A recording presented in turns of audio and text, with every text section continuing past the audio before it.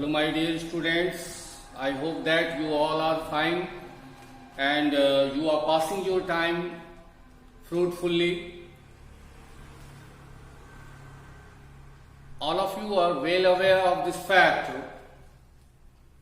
that this is a 100% probability that we shall have to continue our class through online. The upcoming future shows this, that we are ill-fortunate to not have a proper class. In that situation, we have to maximize this time. We have to take out the most out of whatever situation is present with us. In this situation, you have to view, you have to watch the video carefully. You have to understand whatever is being taught. You have to raise the questions. You have to clear your doubts by hook or by crook. None of us has any option. None of us has any other ideas to think about. So we have to take as much as we can from whatever situation we have now.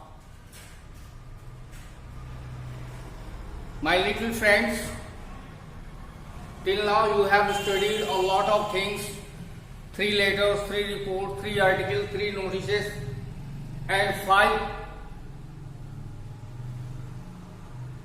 advertisements and many more stories and poems. Today I am going to teach you a story, and the name of this story is The Rat Trap, one of the finest stories of your book.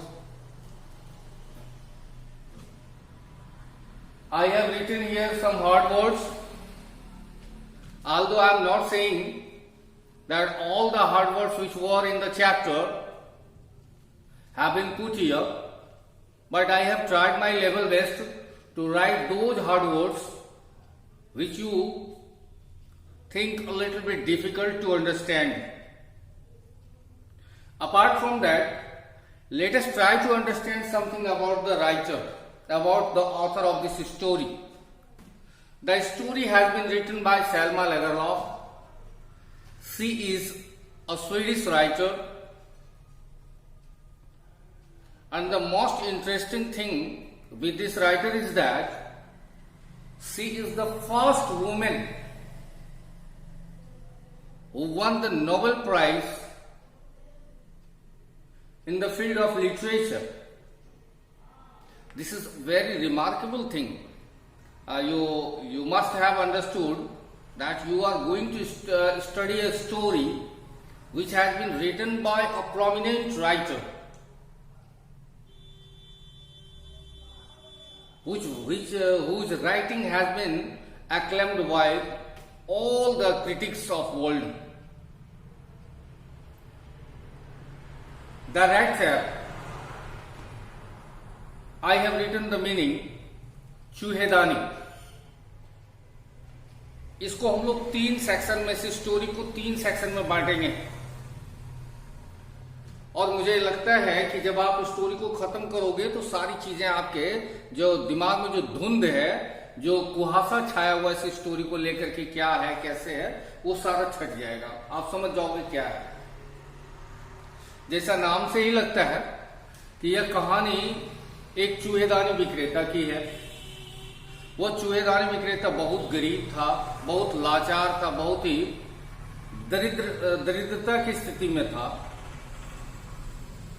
लेखिका लिखती हैं, कोई इतना दरिद्र था कि उसके आंखों से भूख झलकती थी, चमकती थी.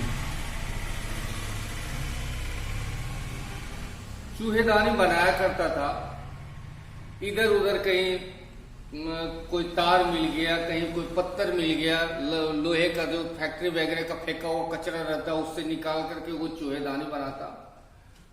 Obviously his rat traps were not highly in demand. तो इस तरह के रेट रैप्स तो बहुत ज्यादा डिमांड में होंगे नहीं, कोई खरीदता नहीं था, कुछ लोग खरीदते थे, ना के बराबर ही। तो अपने पेट को भरने के लिए उसको कई बार क्या छोटी मोटी चोरी भी करनी पड़ती थी, भीख भी मांगना पड़ता था।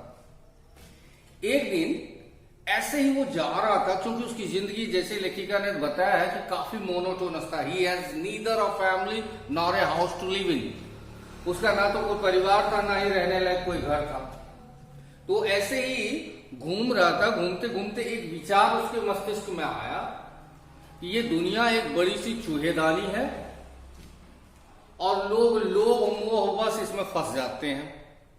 कुछ फंसते हैं, कुछ फंसाए जाते हैं। तो उसको लगता है कि केवल मैं ही दुखी नहीं हूं, दुख के कारण अलग हैं, लेकिन दुखी सब लोग हैं।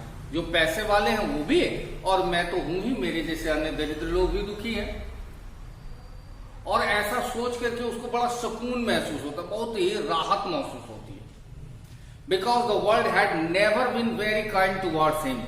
दुनिया कभी भी उसके प्रति दयालु थी ही नहीं। वो जहां कहीं जाता उसको बेचारे को मार करके भगा दिया जाता। सस्पिशियस था दिखने में ही, पटा चिटा कपड़ा, बड़े बड़े बाल, ऐसा जिसका जो एक्सटीरियर जिसका इस रंग का होगा तो आप भी थोड़ा सा सस्पिशियस, इस तरह के लोग बड़ा ही संदेहास्पद लगते हैं देखने में, तो उसको लोग भगा देते थे कि कहीं चोर होगा, कोई डाकू होगा, कोई जासूस होगा। तो इस तरह से तो उसको लोग भगा दिया करते थे, और उसे बड़ी यातनाएं, मानसिक और शारीरिक दोनों यातनाएं झेलनी पड़ती थी।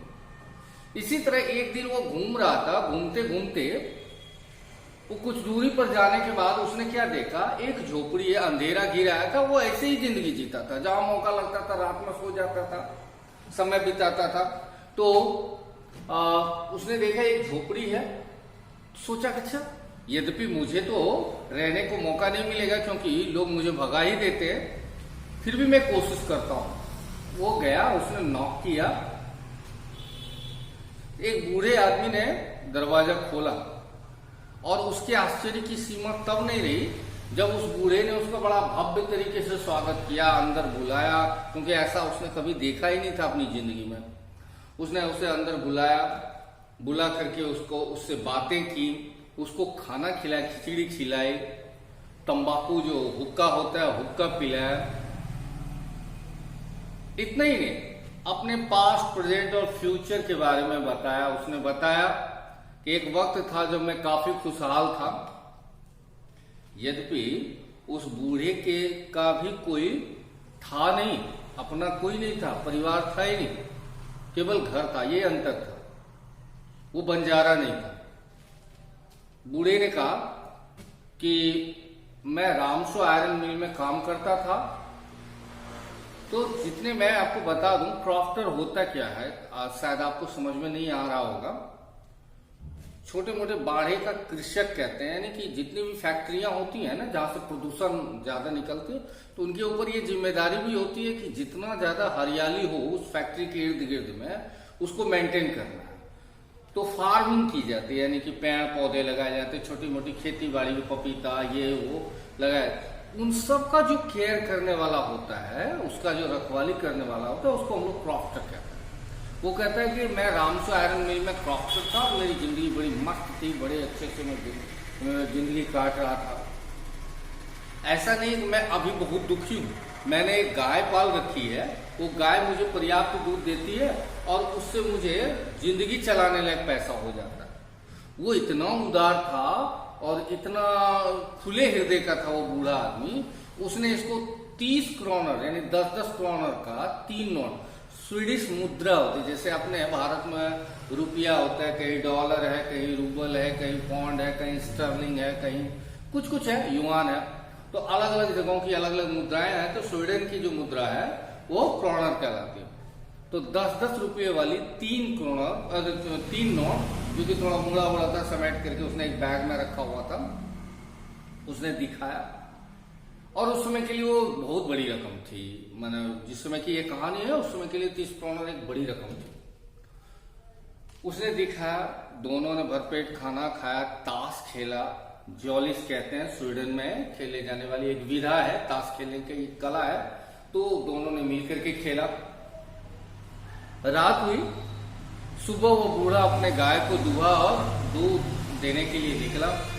तो स्वाभाविक रूप से जब होस्ट यानी जो मेजबान है वो नहीं रहेगा तो मेहमान कैसे रह सकता है। ये समझ गया कि मुझे भी जाना ही पड़ेगा, तो ये भी निकल गया वहां से। निकला तो जरूर, लेकिन थोड़ी देर बाद वो फिर वापस आ गया। आने के बाद पहले तो वो सीधे मेन दरवाजे की ओर गया, उधर के बाद फिर पीछे की ओर उधर की ओर गया जहां पर उस बैग को टांगा था उस बूढ़े ने, जिसमें कि 30 करोड़ नोट उसने रखा था। वो बैग कहाँ था? पीछे साइड, घर के पीछे में खिड़की थी, उसके बगल में एक कांटी से टंगा हुआ था। उसने खिड़की का शीशा फोड़ दिया और हाथ डाल करके बैग निकाला और उससे वो रुपये निकाल लिए। निकाल करके चंपत हो गया, भाग गया। कुछ दूरी तक तो मेन रोड से चलता रहा, लेकिन बाद में एहसास हुआ उसे कि अगर वो बूढ़ा दूध बेचने के बाद फिर वापस आया तो मुझे खोजेगा, और खोजने के क्रम में शायद अगर मेन रास्ते से मैं चला तो यही रास्ते वो आएगा और मैं पकड़ा जाऊंगा। कुछ दूर चलने के बाद वो एक पगडंडी पकड़ लेता है और पगडंडी पकड़ करके एक जंगल में घुस जाता है, ये सोच करके कि इस जंगल का अंत तो कहीं होगा उस पार में। ये था तो इसका तो घर द्वार था नहीं, आपके हमारे जैसा नहीं कि भाई आखिर घूम फिर करके हमें तो घर ही जाना है। तो उसको तो ऐसी ही जिंदगी जीनी थी। तो वो चला गया जंगल की ओर। तो शुरुआत में उसको लगा बड़ी मजेदार है, आराम से इस पार से उस पार हो जाएंगे। लेकिन कुछ दूर जाते जाते उसको एहसास हो गया कि उसने गलत डिसीजन ले लिया है, क्योंकि वो जंगल धीरे धीरे और घना और विकराल और रहस्यमयी होते जा रहा था। जहां से वो चलना शुरू करता और निशान लगा देता कि अब मैं इधर नहीं आऊंगा, घूम फिर करके वो वहीं आ जाता। अब उसको अपने ही आइडिया के बारे में, उसको अपनी जो आइडिया थी कि ये दुनिया बड़ी सी चूहेदानी है, लोग लोभ मोह से इसमें फंसते हैं और इसी में फंसे रह जाते हैं। अब उसको ये अक्षरशः इसको लग रहा था ये तो मेरे ऊपर ही लागू हो गया कि मैंने 30 रुपया उसका चुरा लिया है, और नतीजा इसका ये है, इस 30 रुपये का नतीजा ये हुआ है कि आज मैं फंसा हुआ हूं और मुझे निकलने का कोई रास्ता मिल नहीं रहा। अब वो करे तो करे क्या? दिसंबर का महीना, प्रचंड ठंड, बूंदाबांदी बारिश, थका हुआ, कुछ प्यास से परेशान, भूख से परेशान। कुछ दूर चलने के बाद वो थक करके गिर पड़ा। He had given up all his hopes. उसकी सारी आशाएं उसके मस्तिष्क से निकल गई थी। वो समझ गया था कि अब मेरा जिंदा रहना संभव नहीं है, मेरी मौत निश्चित है। वो गिर गया।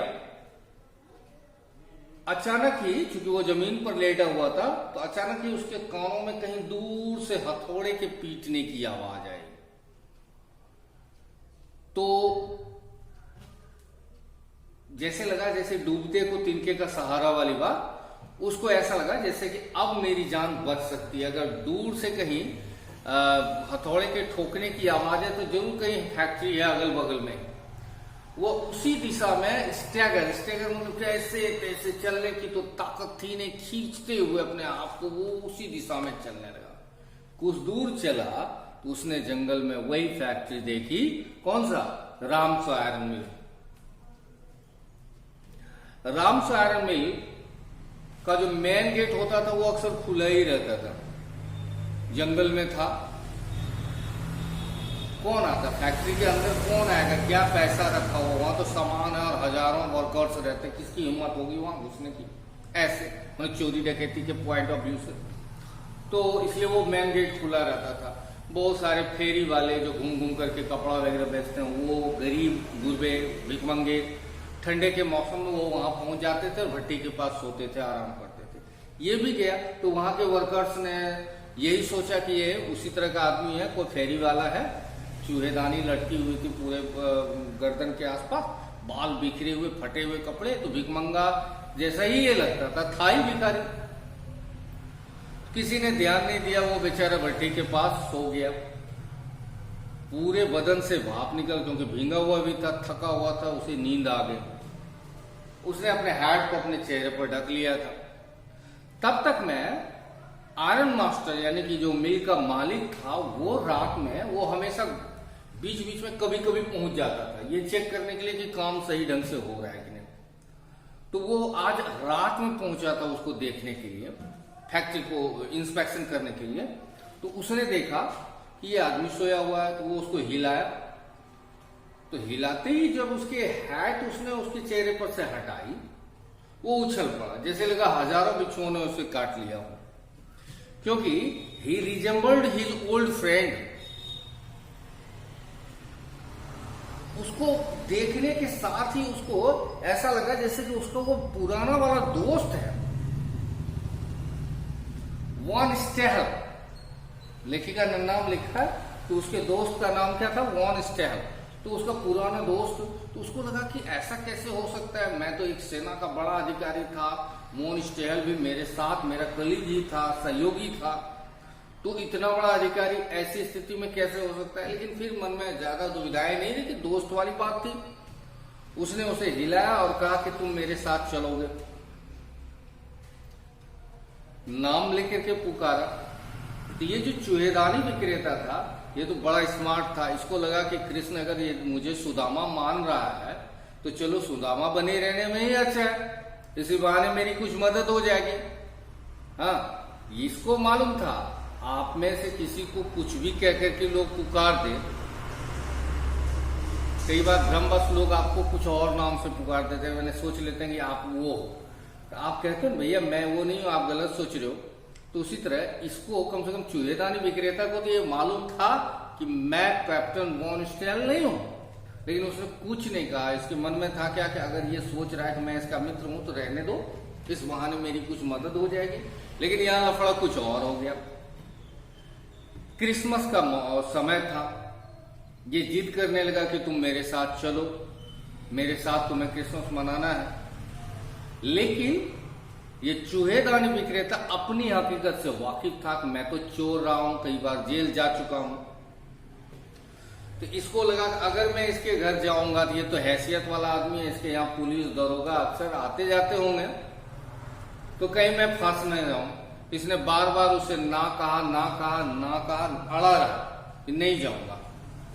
और इस बेचारे को जो आयरन मास्टर था, यानी मिल का मालिक था, उसको कुछ और लग रहा था कि चूंकि इसका पहनावा ओढ़ावा फटा हुआ है, गरीबी की स्थिति में, तो शर्मा रहा है, लज्जित है मेरे घर जाने से। इसको बड़ा समझाता है कि मेरे घर में कोई है ही नहीं, पत्नी तो गुजर चुकी है, बेटा विदेश में सेटल्ड है, मेरे साथ मेरी बेटी केवल है एडला। लेकिन कितना कोशिश किया, लेकिन ये नहीं गया। बेचारा आयरन मास्टर चला गया। उसने अपनी बेटी को भेजा कि जाओ तुम उसे मना के लाओ। बेटी आई, इसको मनाने की कोशिश की,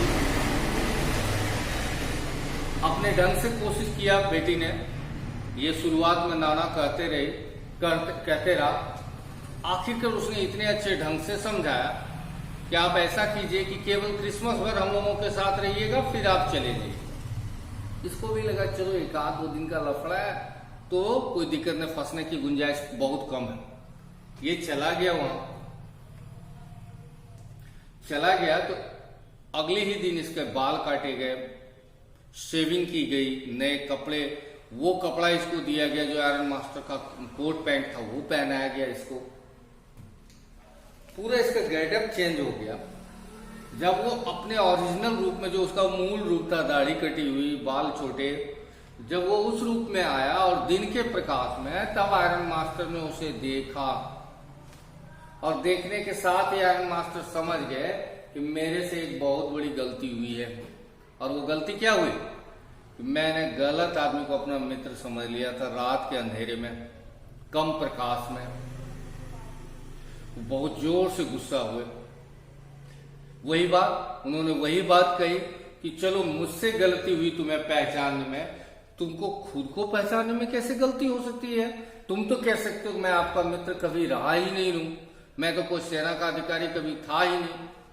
अब बताओ, अगर मैं पुलिस को फोन करूं और तुम्हें पकड़ के पुलिस ले जाए तो क्या करोगे? ये था तो बहुत स्मार्ट और बड़ा कूल भी था। इसको मालूम था विपरीत परिस्थिति में कैसे बचना है। टेबल पटका और कहा कि महाराज, महाशय, सर, ये संभव है कि आप मुझे पकड़वा दोगे, लेकिन आप मुझे जवाब दो, मैंने कभी तो अपनी इच्छा जताई नहीं कि मैं आपके घर आऊं। आप और आपकी बेटी जबरदस्ती मुझे यहां लेकर के आए हो, और चलो मैं आ ही गया तो मैंने आपका क्या लूटा, क्या खसोटा। इसके बावजूद अगर मुझे आप पकड़वाओगे तो पकड़वा दो, लेकिन परमपिता परमेश्वर देख रहे हैं, मेरी छोटी सी गलती पर इतनी बड़ी सजा आप दोगे, कल को जाके आपसे भी कोई गलती होगी और भगवान आपको इससे बड़ी सजा देंगे। मैंने कई बार आपसे कहा है, who that is down needs fear no fall. जो गिरा हुआ होता है उसको गिरने का डर नहीं होता, जो 10 तल्ला पर सोया हो उसे गिरने का डर होता है। तो जो पैसे वाले लोग होते हैं, हैसियत वाले लोग होते हैं, थोड़ा डरपोक भी होते हैं। क्या? खोने से डरते हैं, क्योंकि उनके पास खोने के लिए बहुत कुछ है। जिसके पास खोने के लिए कुछ है ही नहीं, वो निडर रहेगा, बिंदास। आप में से भी जिसने सोच लिया, हम लोग सबसे ज्यादा किसे डरते हैं? मौत से, क्योंकि खोने के लिए हमारे पास क्या है? जीवन। और जिस दिन सोच लिया कि ये जीवन तो खोया हुआ, ये आज में कल तो चले जाना, तो वैसा आदमी कभी किसी से नहीं डरता। तो ये जो आयरन मास्टर था ये भी डर गया। इसको डर किस बात की? कि चलो इसका श्राप व्राप नहीं लग जाए। ये तो कह रहा है कि भगवान एक दिन आपको भी देखेंगे। कहा ठीक है, तुम मेरे पलक झपकाते तुम यहां से भागो। अभी वो जाने ही वाला था कि तब तक एडला ने रोक दिया और फादर को समझाया कि पापा, this is not the part of our culture, we have invited him, whatever he is, whoever he is, we do not have to think about that. We have to maintain our hospitality. वो समझाते हैं पापा, हमने इसे आतिथ्य के लिए बुलाया है और धक्का देकर के ऐसे नहीं वापस बुला सकते, भेज सकते हैं इसे। चलिए एक आध दिन की तो बात है, खाने दें। किसी को बुला के धक्का देकर के निकालना हमारे संस्कार का हिस्सा नहीं है, वो तो आपने ही हमें सिखाया। कहा ठीक है, रहने दो। वो बेचारा जब तक वहां रहा, सुबह दोपहर शाम खाता सो जाता। ऐसा लगा जिंदगी में पहली बार वो सो रहा है सुकून से। अगली सुबह बाप बेटे दोनों, बाप और बेटी दोनों चर्च गए प्रार्थना के लिए। वहां इन लोगों को ये पता चला कि एक चूहेदानी विक्रेता है, कदकाठी ऐसी है, रंग रूप ऐसा है, जिसने एक बूढ़े आदमी को लूटा। वही प्रॉक्टर जो शुरुआत में आपने कहानी में सुनी। ये सुनकर के बाप बेटी चौकन्ना हो गए। फादर ने तो बेटी को समझाया भी कि तुमको मैं पहले से ही कह रहा था कि रिस्क ले रही हो, मत उसको बुलाओ अपने घर, और अगर बुला ली हो तो भगाओ इसको। लेकिन चलो देखते हैं घर में कुछ बचा है कि नहीं बचा। बाप बेटी दोनों वहां पहुंचे। घर पहुंचते ही अपने नौकर से पूछा वो चौहेदानी विक्रेता कहाँ है, वो चोर है।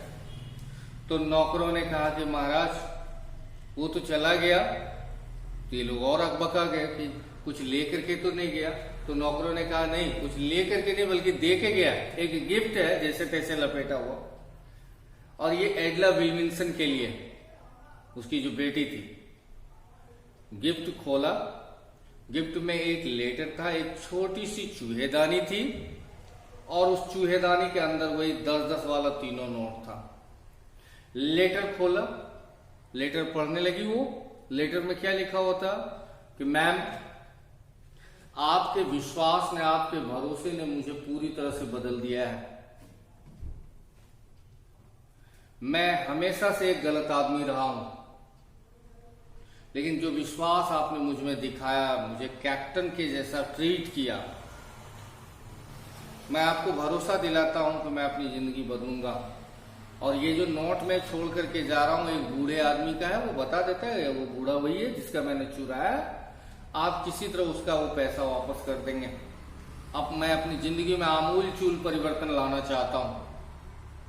अब मैं शराफत की जिंदगी जीना चाहता हूं, सुकून की जिंदगी जीना चाहता हूं। और नीचे उसने वॉन स्टेहल, यानी किसका?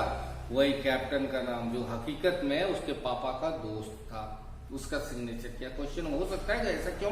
क्योंकि एक सिंबॉलिक था, एक संकेत था। वो बता रहा था कि मैं भी एक शरीफ व्यक्ति वाली, जैसे एक कैप्टन, जैसे एक आम आदमी जिंदगी शराफत की जीता है, वैसा मैं जीऊंगा। और ये देख करके एडला बहुत ही आह्लादित हो जाती, बहुत खुश हो जाती, उसके आंख से आंसू बहने लगते हैं। और कहानी इसी नोट पर जाकर के खत्म होती है। इसका एक बड़ा जबरदस्त मैसेज है my friends. and the message is that you can break the shackle of you can break any kind of shackle made of any matter, but you cannot break the shackle of confidence, you cannot break the shackle of belief, you cannot break the shackle of trust. आप किसी भी धातु के बने हुए जंजीर को तोड़ सकते हो, लेकिन विश्वास के जंजीर को कभी तोड़ नहीं सकोगे। जिस दिन आपके पापा ने दो चीज कर सकते हैं, आपके पापा के पास दो ऑप्शन है, या तो वो आपके पीछे 5 आदमी लगा दें, देखो मेरा बेटा या बेटी कहाँ जाता है पता करके बताओ। विश्वास मानिए ऐसे गार्जियन गलती से बहुत बड़ा जिसको कहते हैं कि blunders, they are committing blunder, who are keeping the hawk eyes on their children, जो बड़ी ही बाज की नजर रखना चाहते हैं अपने बच्चों पर। तो मनुष्यों का ये फितरत है, वो किसी के कब्जे में नहीं रहना चाहता। जितना आप पर जोर लगाया जाएगा, बंदिशें आपको घेरा जाएगा, उतना ही उस घेरे को आप तोड़ना चाहते हो। जिस पर ज्यादा निगरानी हो उतना ही बदमाश होगा। और इसके उलट अगर आपके पापा कहते कि दुनिया कुछ भी कहे, मेरे बेटे जैसा मेरी बेटी जैसा दुनिया में किसी का बेटा बेटी नहीं होगा, विश्वास मानिए सिनेमा हॉल जाने से पहले 10 बार आप सोचोगे, फालतू में बाजार में भटकने से पहले 10 बार सोचोगे, गंदे मित्रों की संगति करने में 10 बार सोचोगे। वहां पर आपके गले में एक फांस बंधा हुआ, वो फांस किसका है? विश्वास का, आपके पापा के विश्वास का। आपका दिमाग आपको बार बार कहेगा कि आपके पापा का आपके ऊपर जबरदस्त विश्वास और आप उसे तोड़ नहीं सकते। ये कहानी हमें यही मैसेज देती है कि किसी का विश्वास किसी को धोखा देने से परहेज करवाती है, रोकती है। Thanks all of you for watching my video.